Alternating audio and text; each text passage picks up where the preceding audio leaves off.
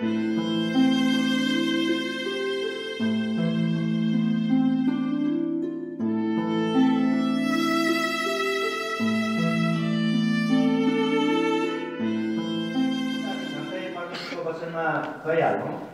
र आज म परमेश्वरको वचनबाट खालि दुईवटा अध्याय दुईवटा पदबाट सानो कुरो सेयर गर्ने छु। आशा छ आज बिहान परमेश्वर हामीसँग बोल्दै हुनुहुन्छ। आमेन। मसँग तपाईसँग बाइबल छ भने तपाईँले म सँगसँगै दोस्रो कोरिन्थी 4 अध्यायबाट खोलिदिनु होला र नोट गर्न सक्नुहुन्छ। दोस्रो कोरिन्थी 4 अध्यायको 7 देखि उसो हामी आज अलिकति अध्ययन मनन गर्नेछौँ। तर शक्तिको सर्वश्रेष्ठ महत्त्व हामीबाट होइन, तर परमेश्वरको होस् भनेर हामीसँग यो धन माटोको भाँडामा छ। हामी सबैतिरबाट मिचिएका छौँ तापनि चूर्ण पारिएका छैनौँ, अड्यालमा परेका छौँ तापनि निराश भएका छैनौँ, खेदिएका छौँ तापनि त्यागिएका छैनौँ, पिटिएका छौँ तापनि नष्ट भएका छैनौँ। येशूको जीवन पनि हाम्रो शरीरमा प्रकट होस् भनेर हामी येशूको मरण अवस्था सधैँ हाम्रा शरीरमा धारण गर्दछौँ। म यसरी फेरि पनि दोस्रो तिमोथीमा लान चाहन्छु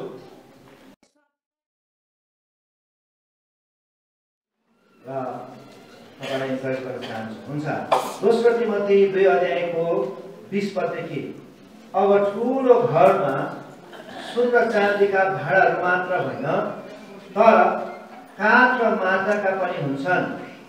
औ कुनै आधार र कुनै अनाधारको निम्ति हुन्छ।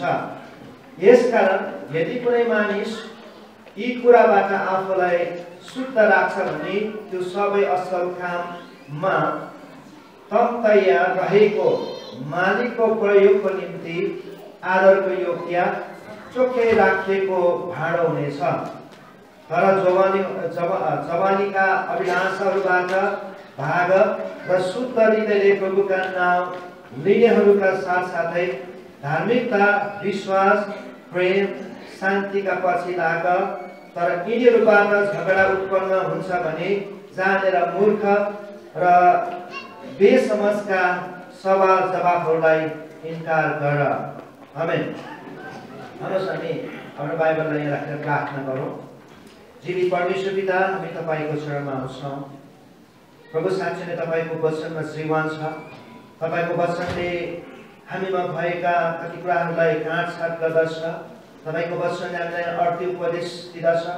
त्यति मात्र नभएर तपाईँको वचनले हामीलाई आत्मिक अनि दैवीय ज्योति दिँदछ। प्रभु, तपाईँ परमेश्वरको चरणमा हामी छौँ। यद्यपि यो वचन यो किताबमा एउटा कागजमा लेखिएको भए तापनि पवित्र आत्मा तपाईँले हामीलाई यो वचन साक्षात बनाइदिनु भएको होस्, ताकि यो वचनद्वारा पवित्र आत्मा हामीलाई येशू ख्रीष्ट साक्षात बनाइदिनु भएको होस्, ताकि हामी तपाईँ परमेश्वरको महिमालाई देख्न सकौँ। प्रतापी परमेश्वर, तपाईँ पराक्रमी परमेश्वर, आदर, इज्जत, महिमाका योग्य परमेश्वर, हामी तपाईँको हाजिरमा छौँ। हामी आफैलाई प्रभु नम्र तुल्याउँछौँ। हामी आफैलाई तपाईँको वचन सुन्नको निम्ति रित्याउँछौँ। विभिन्न कुराहरू, संसारिक कुराहरू, अभिलाषाका कुराहरू, जुनै कुराले यदि हाम्रो जीवन भरिएको छ भने ती कुरालाई रित्याएर प्रभु आज हामी तपाईँको वचनमा भरिन चाहन्छौँ।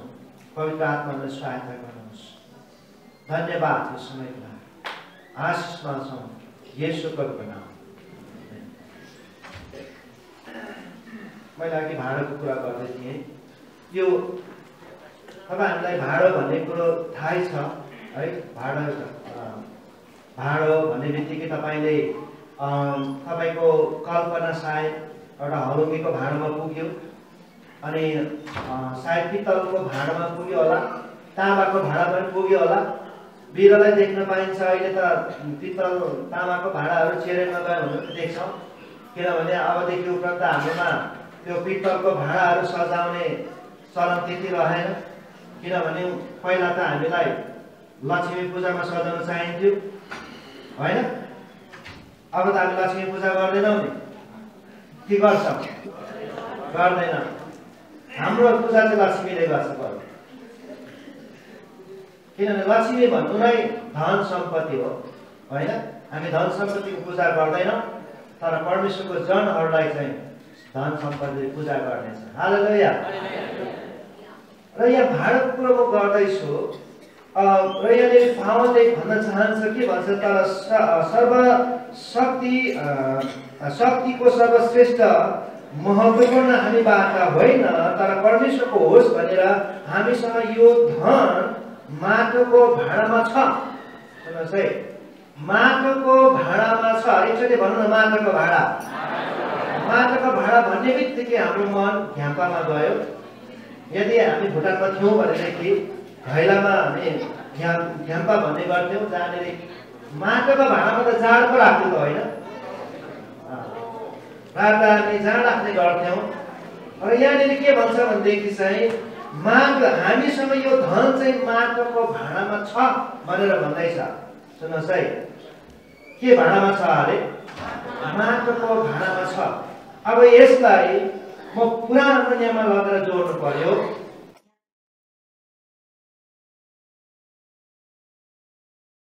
सुन्नुहोस्, पुरानो नियम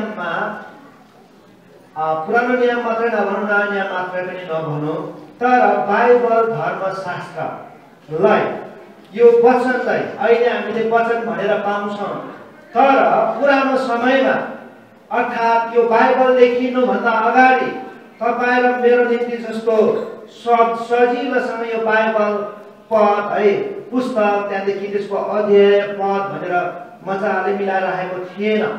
यहाँनिर 66वटा पुस्तक छन्, कोही ऐतिहासिक छन्, कोही कवितात्मक छन्, कोही अगमवक्ताका कुराहरू या कोही भविष्यवाणीका कुराहरू छन्।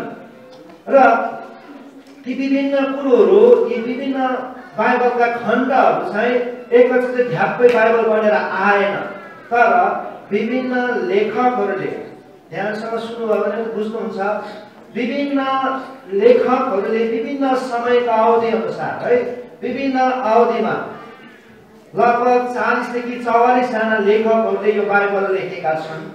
अनि यो बाइबल लेख्दाखेरि चाहिँ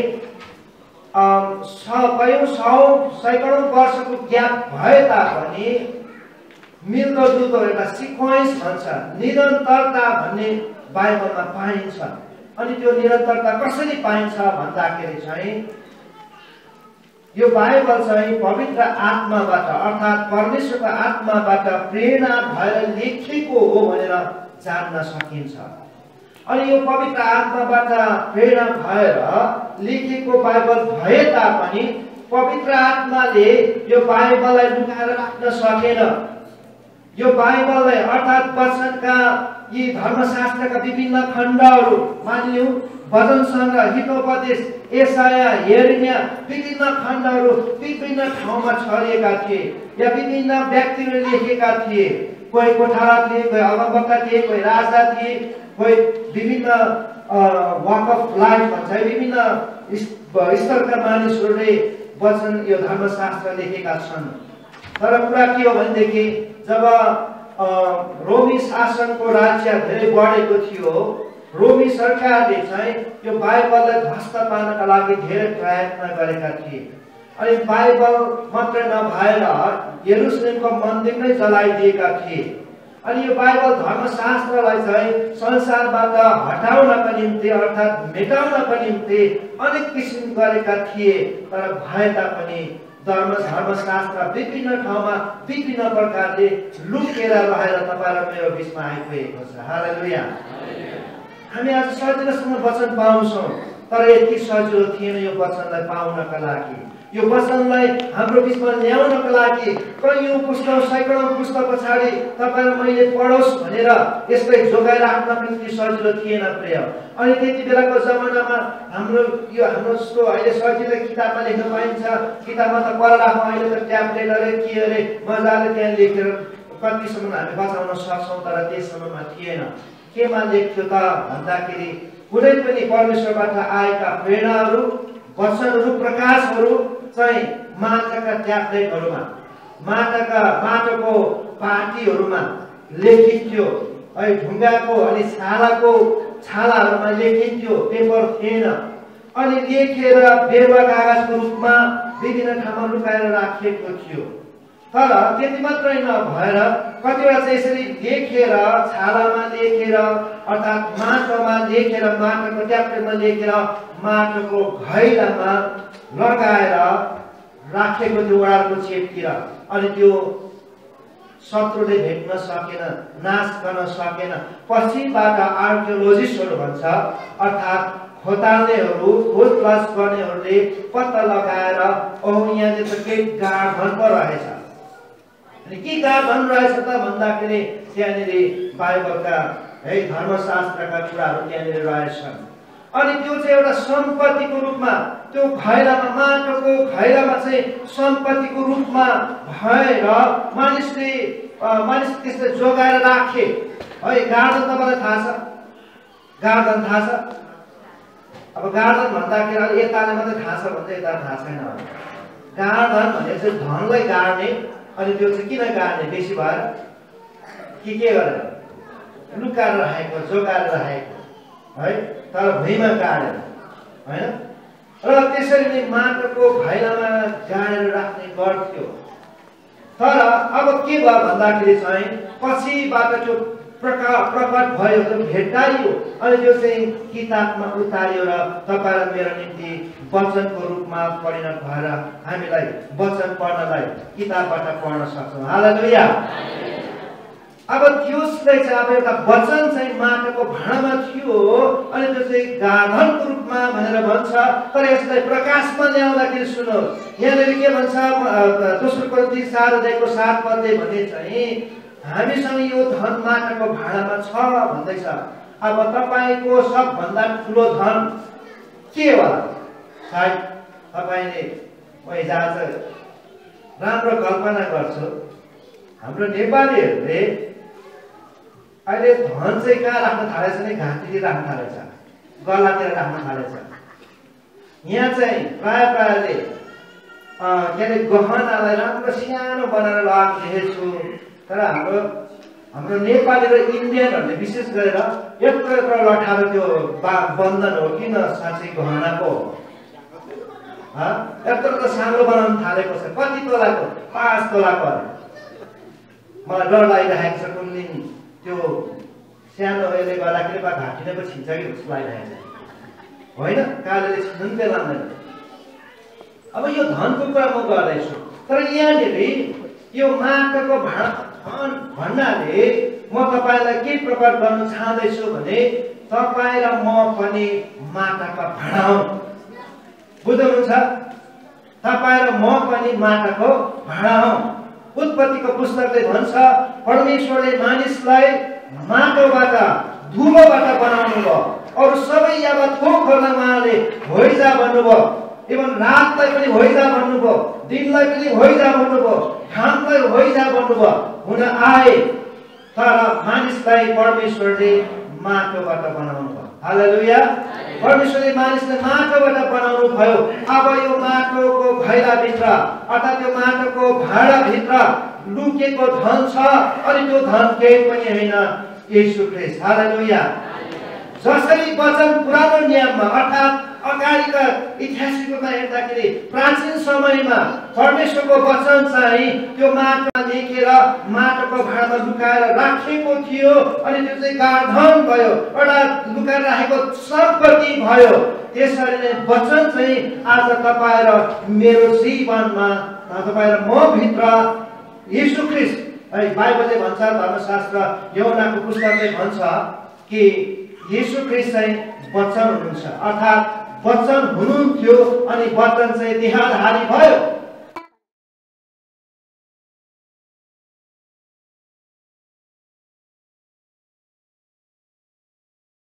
अनि आज पनि येशू ख्रीष्ट हुनुहुन्छ, उहाँ वचनको रूपमा तपाईँ र म यो भाँडाभित्र बास गर्नु भएको छ। आमेन। येशू ख्रीष्टको भाँडा बन्नु असल हो कि नराम्रो? असल हो। तपाईँ र म प्रत्येक हरेक त्यो सम्पत्तिको भाडा बनेको छौँ। तपाईँ र म भित्र येशू ख्रीष्ट रहनु भएको छ। अनि त्यसैले गर्दाखेरि यहाँ येशूको जीवन पनि हाम्रा शरीरमा प्रकट होस् भनेर हामी येशूको मरण अवस्था सधैँ हाम्रा शरीरमा धारण गर्दछौँ। यसको बारेमा म केही पछाडि बताउने छु। दोस्रो तिमोथीको 2 अध्यायबाट म तपाईँलाई भन्दैछु। अब यहाँनिर हेर्नुहोस्, अब ठुलो घरमा सुन र चाँदीका भाँडा मात्र होइन। तपाईँलाई थाहा भयो सुनको भाँडा हुन्छ, चाँदीको भाँडा पनि हुँदो रहेछ, तर काठ र माटोका पनि हुन्छन्। औ कुनै आदर र कुनै अनादरको निम्ति हुन्छ है। ठुलो घरमा आज तपाईँले ठुलो घर भन्ने बित्तिकै हाम्रो यो सायद हाम्रो नेपाली कल्चरसँग मिल्ने कुरा गर्दैछ। यो देशमा ठुलो घरमा ठुल्ठुलो भाँडा कुराहरू त्यति हुँदैन होला, तर तपाईँ हाम्रो कल्चरसँग मिल्ने कुरा गर्दैछ। किनभने हामीलाई थाहा छ यदि भुटानको नेपालको कुरा गर्नु हो भनेदेखि जसको ठुलो घर थियो, ठुलो घरमा ठुल्ठुलो भाँडा पनि हुन्थ्यो, तामाको भाँडा देख्न पाइन्थ्यो। तर मसिनो झुप्रा झप्रे घरमा त्यो भाँडा कुडा पाइँदैन थियो, किनभने बेचेर खाइसकेको हुन्थ्यो कि कसो गरिब थियो। त्यसले गर्दाखेरि धनी कस्तो हुँदैन थियो भनौँ है, प्र्याक्टिकल कुरो। तर यहाँनिर के भन्छ भनेदेखि कुनै भाँडा सुन चाँदीको हुन्छ, आदरको हुन्छ, कुनै भाँडो चाहिँ माटो र काठको हुन्छ अनि अनादरको हुन्छ। तर सुन्नुहोस् त्यहाँदेखि उता फेरि कुनै आदर कुनै अनादरको निम्ति हुन्छ। यसकारण यदि कुनै मानिस यी कुराबाट आफूलाई शुद्ध राख्छ भने त्यो सबै असल काममा तम्ताएर रहेको मालिकको प्रयोगको निम्ति आदरको योग्य चोख्याइरहेको भाँडा हुनेछ। हालेलुया भन्दैछ यहाँनिर। कोही भाँडा चाहिँ सुन चाँदीको हुन्छ है, कोही पित्तलको हुन्छ, तामाको हुन्छ अर्थात् मेटलको हुन्छ, कोही धातुको हुन्छ। अनि त्यो चाहिँ एउटा आदरको योग्य हुन्छ होइन। यो चोखो भाँडो छ, अब यो त सजाउनु पर्छ, यसलाई सबभन्दा माथि राख्नुपर्छ है। तामाको भाँडा मैले देखे अनुसार तामाको भाँडालाई चाहिँ भुटानमा हो भने भण्डारमा लगाएर राख्थ्यो। अनि के अरे पित्तल होइन के अरे हलुकीको भाँडो चाहिँ प्रायः चुलाको छेउछाउ नै हुन्थ्यो। त्यो पनि कालो है, मसला लागेको हुन्थ्यो, खरानीले दलेको, अनि पुरै मस भएको हुन्थ्यो, घाँसो लागेको हुन्थ्यो होइन। अब यहाँनिर के देखिन्छ भनेदेखि चाहिँ अब जति महँगो दामको भाँडो त्यति उच्च स्थानमा राखिने अर्थात् उति आदर गरेर राखिने कुरा हामी देख्न सक्छौँ। तर यहाँनिर दोस्रो जुन चाहिँ माटो र काठको भाँडो छ त्यसलाई चाहिँ यदि कुनै मानिस यो कुराबाट आफूलाई शुद्ध राख्छ भने त्यो सबै असल काममा तम्ताएर रहेको मालिकको प्रयोगको निम्ति आदरको योग्य हुन्छ। यहाँ के भन्दैछौँ, के देख्दैछौँ भने यो भाँडोहरूले दुई किसिमको विश्वासीलाई देखाउँछ।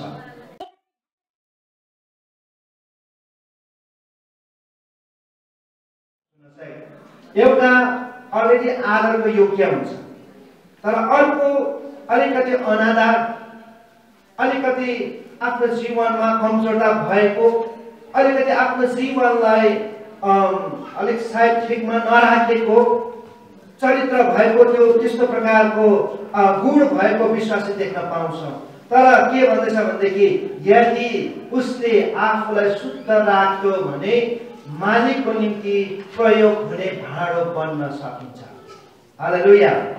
मालिकको निम्ति मानिनुहोस् तपाईँले भाँडो किनेर ल्याउनु भयो तर त्यसलाई चलाउनै सक्नुहुन्न, त्यो राम्रो काम गर्ने भयो भएन नि है। मालिकले चलाउनु सकेन भाँडो भनेदेखि त्यो के फाइदा भयो? मालिकले चलाउनु पर्छ भाँडोलाई ल्याएर। र यहाँनिर भन्छ आफूलाई शुद्ध राख्यो भने, आफूलाई ठिक ठाउँमा राख्यो भनेदेखि मालिकको निम्ति प्रयोग गर्न र आदरको योग्य हुन्छ। यहाँबाट म के खोज्दैछु, के भन्न खोज्दैछु, के निचोडमा ल्याउनु खोज्दैछु भने यो हो, आज तपाईँ र मेरो जीवन पनि यो भाँडो जस्तै हो। धेरै ठाउँमा परमेश्वरको वचनमा लेखिएको छ हामीहरूलाई परमेश्वरको भाँडो हुनलाई परमेश्वरले बोलाउनु भएको छ। आमेन। तपाईँ परमेश्वरको भाँडा हुनुहुन्छ। हामी सबैजनालाई सुन्नुहोस्, तपाईँ यदि येशू ख्रीष्ट उहाँको वचन हामीमा छ भने तपाईँ म परमेश्वरको भाँडा हुनुहुन्छ। तर यहाँ मुद्रा जुन चाहिँ अनादरको भाँडो देख्दैछु त्यो चाहिँ माटोको हुन्छ। अनि माटोको भाँडो चाहिँ पुरानो नियमको, हेर्नुहोस् है, अघि मैले जुन इतिहासको कुरा गरेँ त्यो जुन चाहिँ लुकाएर राखेको वचन थियो, परमेश्वरको प्रेरणाबाट आएको धर्मशास्त्र जुन छालाहरूमा विभिन्न बेरुवा कागजहरूमा लेखेर त्यो गाधको रूपमा राखेको थियो, त्यो प्रयोग हुनको निम्ति अर्थात् त्यो प्रकाशमा आउनको निम्ति चाहिँ त्यो भाँडो तोडिनु पर्थ्यो। बुझ्दै हुनुहुन्छ? माटोको भाँडा के हुनु पर्थ्यो? तोडिनु पर्थ्यो, फुट्नु पर्थ्यो। माटोको भाँडा फुटाएन भनेदेखि त्यो त्यहाँ भएको भित्र गाधन प्रकट हुन सक्दैन थियो, देखिन सक्दैन थियो। यसले गर्दाखेरि माटोको भाँडा अझै आदरणीय हुन्छ भनेर यहाँ देखाएको शब्द हो। भन्नाले जब तपाईँ र म पनि आज माटोको भाँडा हौ, तपाईँ र म तोडिन चाहन्छौँ भने परमेश्वरको महिमाको निम्ति परमेश्वरले प्रयोग गर्नुहुन्छ। हालेलुया। तपाईँ र म तोडिन चाह्यौँ भनेदेखि सुन्नुहोस्, अघि यहाँ आदरणीय बिमा बहिनी आएर हृदय आएर पश्चातापी भइरहेको छ। अनि उनले सेयर गर्छिन् कि परमेश्वरले मलाई धेरै दर्शन दिनुभएको, मैले कहिलेसम्म सेयर गरिनँ, त्यसमा उनी रिग्रेट छ।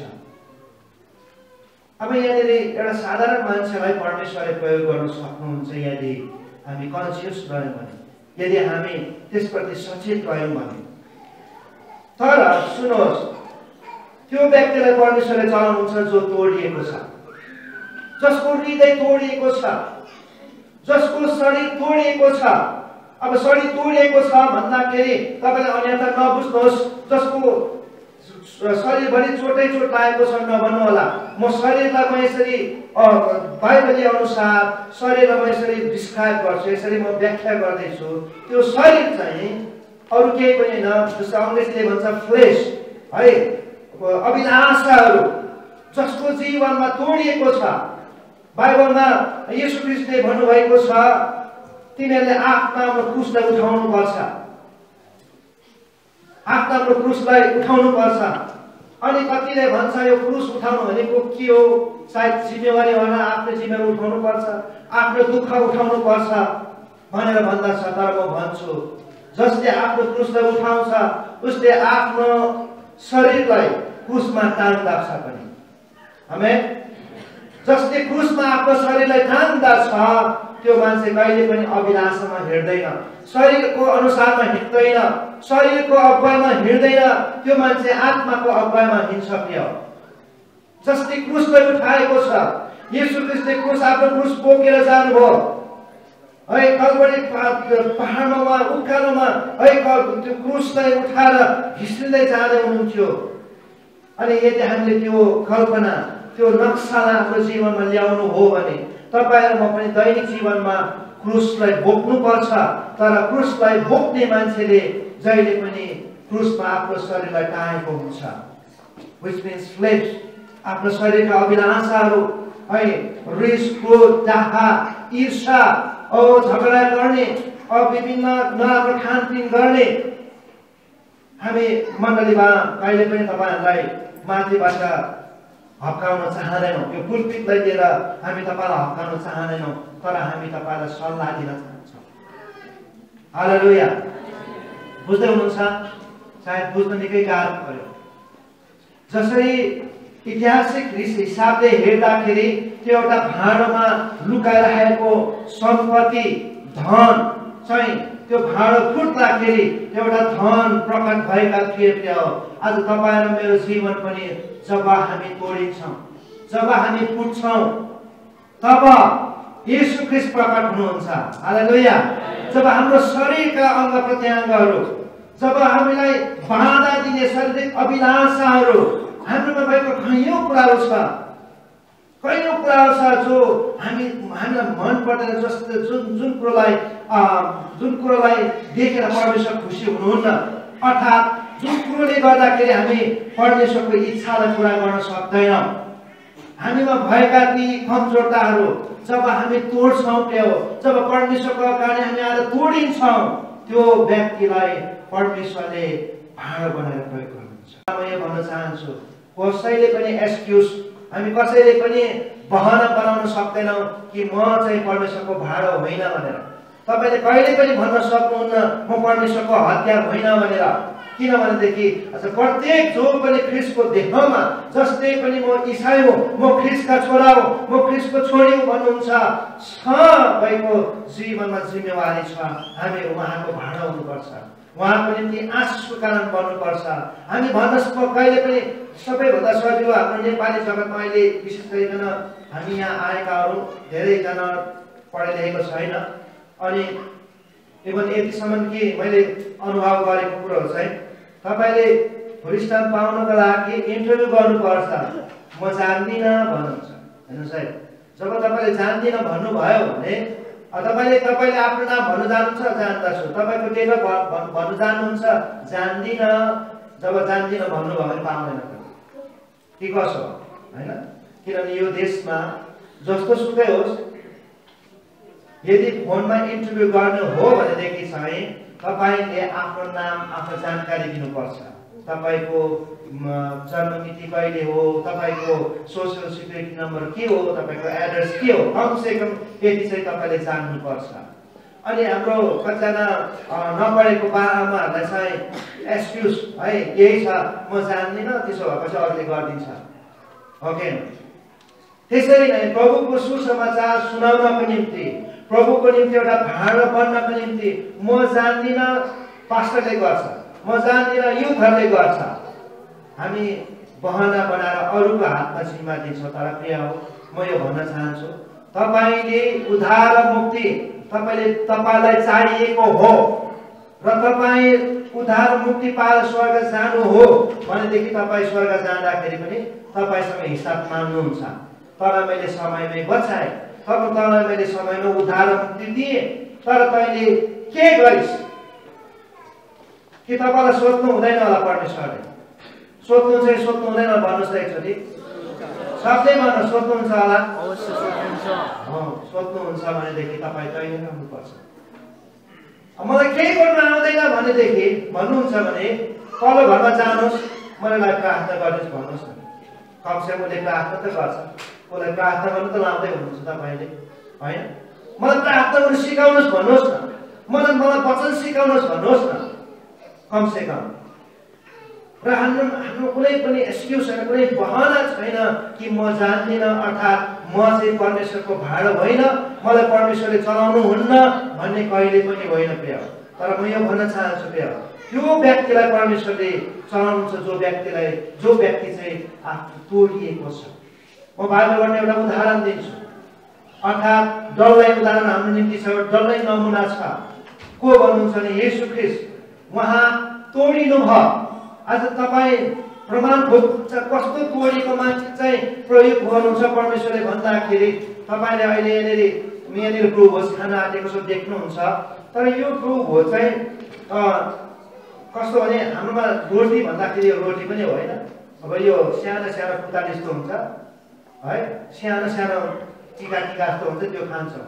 तर असलीमा प्रभु येशू ख्रिस्टले पहिलो कोरिन्थी 11 अध्यायमा के पाउँछौँ भने येशू ख्रिस्टले के गर्नुभयो त भन्दाखेरि अन्तिम भोज खाने बेलामा उहाँले जब अन्तिम है, अब उहाँ आज राति पक्राउ पर्छ होइन, पक्राउ परेछ भने रातिको बेलामा चाहिँ उहाँले सबैलाई चेलाहरूलाई राखेर उहाँले भोज गर्नुभयो। अनि त्यो भोज गर्ने बेलामा चाहिँ उहाँले रोटीलाई लिनुभयो अनि रोटीलाई उहाँले तोड्नु भयो। भन्नुहोस् त के गर्नुभयो अरे? फेरि भन्नुहोस् के गर्नुभयो? तोड्नु। अनि तोडेर के गर्नुभयो? बाँडिदिनु। प्रिय हो, जब तपाईँ र म तोडिन्छौँ तब बाँडिन सक्छौँ, बुझ्दै हुनुहुन्छ? जब तपाईँ र म तोडिन्छौँ तब हामी बाँडिन सक्छौँ। येशू ख्रिस्ट तोडिनु भयो, त्यसले गर्दा आज सारा संसारको निम्ति उहाँ बाँडिनु भएको छ, सबैको निम्ति जीवनको काम गर्नु भएको छ। जब हामी तोडिँदैनौँ प्रिय हो, र म यस्तै हो, मलाई कसैले निहुराउन सक्दैन, मैले अहिलेसम्म कसैलाई माफ मागेको छुइनँ, अहिलेसम्म कसैले पनि आउन ठानेर बोलेको छैन। जब हाम्रोमा यस्तो कुरो हुन्छ भने हामी परमेश्वरको निम्ति बाँडिन सक्दैनौँ, परमेश्वरको निम्ति आशिषको कारण बन्न सक्दैनौँ। अर्को एउटा उदाहरण दिन्छु। परारको साल होला, 2 वर्ष अगाडिको कुरो। हामी एउटा कोरियन फ्यामिलीमा गयौँ अनि उनकोमा केही सामानहरू छ भनेर लोरी दिदीले भन्नुभयो। अनि त्यहाँदेखि हामी गयौँ। अनि जब त्यो दिदीको अनुहारलाई हेर्दाखेरि मलाई यस्तो प्रकारको महसुस भयो। अनि मैले भने तपाईँ के गर्दै हुनुहुन्छ भनेको, म टिचर गर्थेँ, मेरो छोरा छ, ऊ कलेजमा, म एक्लै छु। अब म एकदमै उसको जीवनमा मैले एकदम थकित देखेँ। अनि मैले भने, हेर्नुहोस् सिस्टर, तपाईँ तोडिएको हुँदै हुनुहुन्छ, तपाईँलाई परमेश्वरले प्रयोग गर्नुहुन्छ। येशू ख्रीष्ट पनि तोडिनु भयो, सबैको लागि बाँडिनु भयो। अब तपाईँ अरूको निम्ति आशिषको कारण बन्न सक्नुहुन्छ। तपाईँको जीवन परमेश्वरलाई दिनुहोस् भनेको काट्न थाल्यो। I'm shaking। म त भित्रबाट तिम्रो त डरको कुरा, डरलाग्दो कुरा गर्यो। प्रिय हो, परमेश्वरको वचनले मान्छेलाई कहिले कहिले छुन्छ। अनि जब मानिस परमेश्वरको वचनलाई प्रतिउत्तर गरेर अर्थात् प्रतिक्रियाको रूपमा जब मानिस तोडिन्छ, त्यो मान्छेलाई चाहिँ परमेश्वरले प्रयोग गर्नुहुन्छ। आज तपाईँ परमेश्वरको निम्ति परमेश्वरको भाँडा बन्न चाहनुहुन्छ।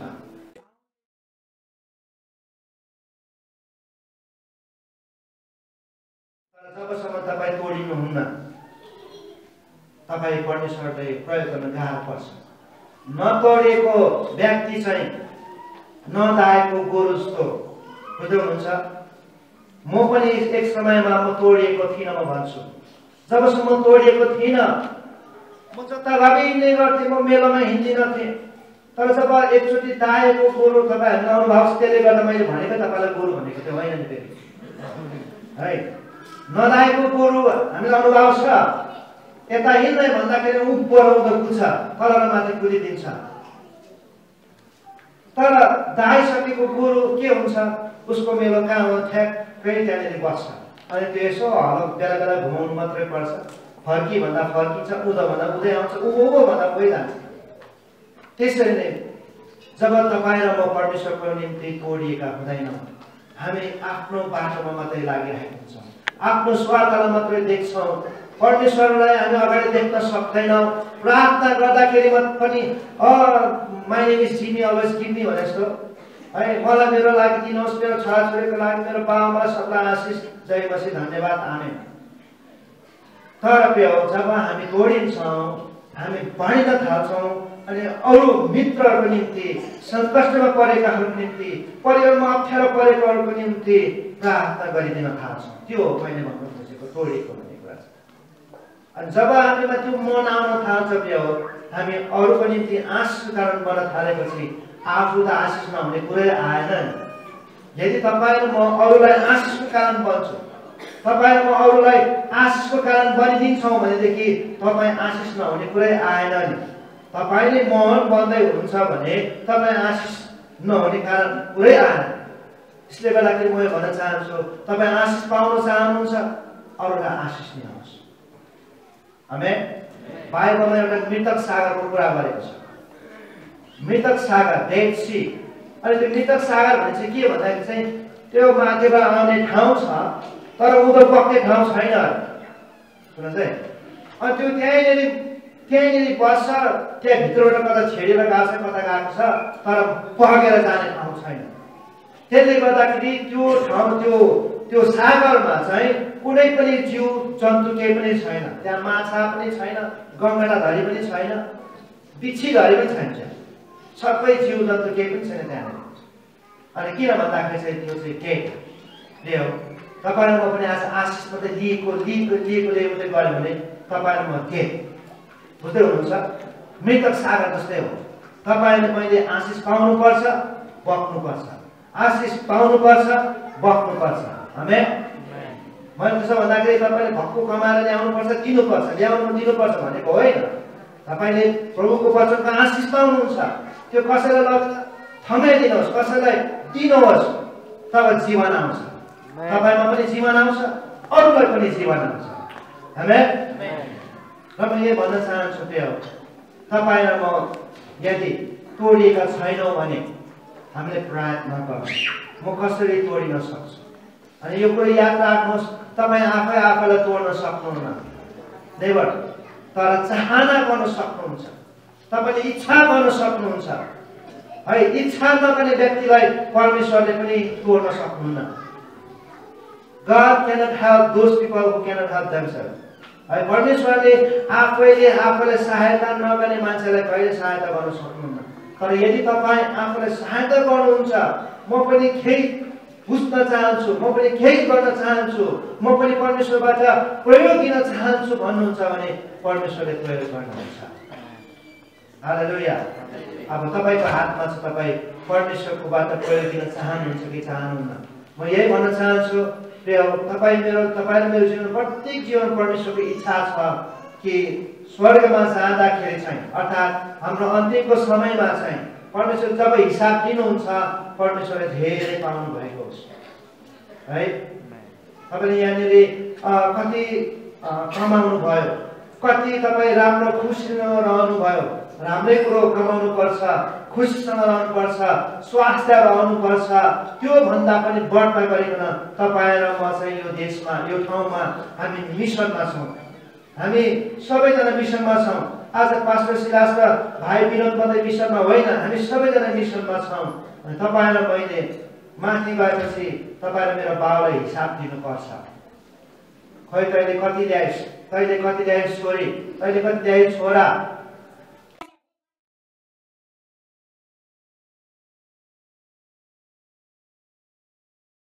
हामी निश्चय गर्न नपरोस्। म भन्न चाहन्छु, मान्छे मैले चाहिँ आजसम्म सबैभन्दा ठुलो आनन्द कहिले पाएँ भने जब परमेश्वरको इच्छालाई पक्रेर पुरा गर्न पाएँ। आमेन। तपाईँले कहिले गर्नुभएको छ सायद तपाईँले थाहा छैन होला, तर तपाईँले आफैलाई ध्यान दिनुभयो, परमेश्वरमा फोकस गर्नुभयो भने त्यो कुरा तपाईँले पाउनुहुनेछ। 2007 को कुरा हो। म जयगाउँमा थिएँ अनि एकजना जीवन छेत्री भन्ने दाजु हुनुहुन्छ, एकदमै पुरै उहाँ एकदम अविवाहित। अनि उहाँ चाहिँ एउटा सानो 7 वर्षको नानीबाट प्रभु पाउनु भएको। उहाँको गवाई एकदमै भयङ्कर, एउटा के भन्नु अब एकदम चाखलाग्दो गवाई छ। उहाँ बर्माको जेलमा 13 महिना बसेको, अजिङ्गरहरू उहाँलाई ठुङ्न पठाउँदाखेरि अजिङ्गरलाई पनि परमेश्वरको आत्माले है अजिङ्गरलाई पनि हराएको। धेरै मान्छेहरू जेलमा मरे है, त्यो किनभने उनीहरूले चाहिँ त्यो भूत प्रेत उठाएर त्यहाँनिर यो गरिदिन्थ्यो अरे। अनि तर उसलाई कहिले पनि त्यसरी भएन। अनि एक दिन त्यो दाजु आउनुभयो, भाइ मलाई त प्रभुले भुटान भएको छ, के गरौँ। अनि भुटानमा जानको लागि इन्डियाको मान्छे एकजना मात्रै जान पाउँदैन, यदि टुरिस्ट भएर गयो। अनि उहाँले साथी खोज्दै हुनुहुन्थ्यो, सबै त्यो खोज्नुमा पाउनु भएन। अनि मैले पनि कति कोसिस गरिदिएँ, भएन। अन्तमा दाजुले भन्नुहुन्छ, भाइ मलाई त प्रभुले भन्दै हुनुहुन्छ मसँग जाने, तँसँग जाने मान्छे तेरो छेउमै छ भन्नुहुन्छ। त यसो हेरेँ, म मात्रै सुनेको छु। अनि के भन्नुहुन्छ दाजु, मेरो भोलि म सिलगढी जानुपर्छ, मैले त्यहाँनिर वचन दिइसकेको छु, मैले त्यहाँ सघाउनुपर्छ बाबु स्कुलमा। अनि फेरि होइन हुँदैन दाजु, तिम्रो काम पो छ त नि त भन्नु। ठिकै छ र भए पनि खोजौँ भनेर हामी जाने मासतिर पुग्दाखेरि फेरि पनि दाजुले भन्नुहुन्छ, होइन हौ भाइ, प्रभुले त भन्नुहुँदैछ तँसँग जाने मान्छे तेरो छेउमै छ भन्नुहुन्छ। अनि त्यहाँदेखि त्यहाँ म पनि उभिएँ, दाजु प्रभु नै बोल्नु भएको हो भने म को, प्रभुको इच्छालाई रोक्ने म को, लु हिँड्नुहोस् भनेर मेरो नाम नभए पनि भोट कार्ड थियो, घरमा गएर लिएर आएर त्यहाँदेखि हामीले पास बनायो, पास पनि दिप हाल्यो। अनि त्यहाँदेखि हामी थिम्पू गयौँ। जो म गइरहेको छु, ममा आनन्द यति साह्रो उतुल भएर आयो, यति साह्रो आनन्द भएर आयो।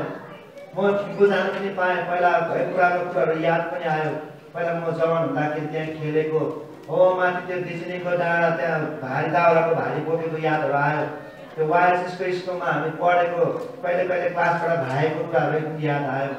अनि जो होस् म धेरै आशिष भएँ। त्यति मात्र नभएर फर्केर आउँदा खोर्सानीको भारी पनि लिएर आएँ, एप्पलको भारी पनि लिएर आएँ।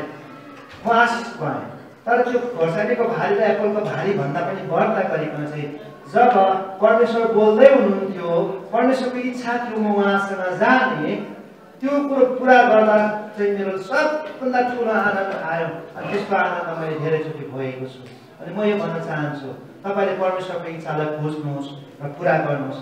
तपाईँले कुनै पनि तपाईँको ट्याक्स भरमा पनि नआउने आनन्द चाहिँ त्यति बेला आउँछ होइन। ट्याक्स भरमा वर्ष दिन कुरेर बल्ल बल्ल ट्याक्स दिन आउँदाखेरि 5,000, 6,000, 7,000 आउँदाखेरि एक प्रकारको आनन्द यसले गाडी किन्छु कि त्योभन्दा पनि ठुलो आनन्द त्यहाँनिर आउनेछ। र म यो भन्न चाहन्छु, परमेश्वरको आत्मालाई सेन्स गर्नुहोस्, थाहा गर्नुहोस्।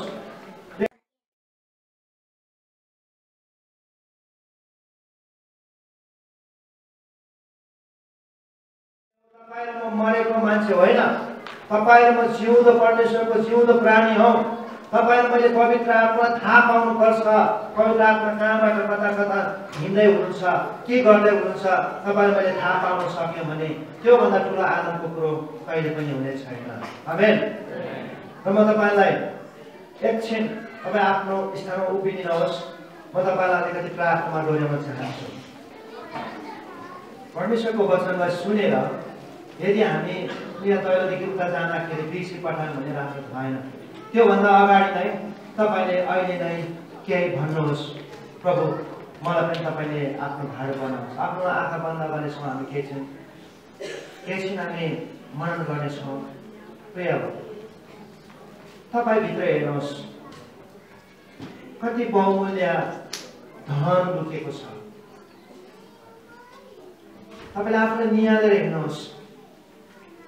तपाईँ माटाको भाँडा हुनुहुन्छ, तर त्यो माटाको भाँडामा बहुमूल्य अर्थात् अमूल्य, बिना किम्मत, कुनै पनि दाम रहितको गार धन छ। तर जब तपाईँ तोडिनुहुन्छ तब तपाईँ प्रयोग दिन सक्नुहुन्छ। र हामी एउटा उदाहरणलाई हेर्न सक्छौँ। जब प्रभु येशू ख्रीष्टले त्यो रोटीलाई, त्यो माछालाई पनि तोड्नु भयो, जब तोड्नु भयो, जब माछा तोडिए त्यहाँनिर मल्टिप्लाई भयो। म यो भन्न चाहन्छु, आज तपाईँले आफूलाई तोड्नु भयो भने, तपाईँ परमेश्वरको आत्मामा तपाईँ आउनु भएर आफूलाई तोड्नु भयो भने तपाईँ मल्टिप्लाई हुन सक्नुहुन्छ। तपाईँ गुणात्मक रूपमा बढ्न सक्नुहुन्छ। तपाईँले अरू थुप्रैलाई तपाईँले निर्माण गर्नुहुनेछ। तपाईँ जस्तो थुप्रै बनाउनुहुनेछ। तपाईँ जस्तो परमेश्वरलाई प्रेम गर्ने व्यक्ति धेरैले तपाईँले निकाल्नुहुनेछ। हालेलुया, हालेलुया, थ्याङ्क यू जीसस। धन्यवाद प्रभु, हामी तपाईँलाई महिमा दिन्छौँ प्रभु। ओ येशू, ओ येशू, ओ येशू, प्रभु तपाईँले आफ्नो शरीरलाई तोड्नुभयो ताकि हामीलाई बाँड्न सकौँ भनेर प्रभु। आज हामी पनि तपाईँको राज्यमा हामी आफूलाई तोड्न चाहन्छौँ।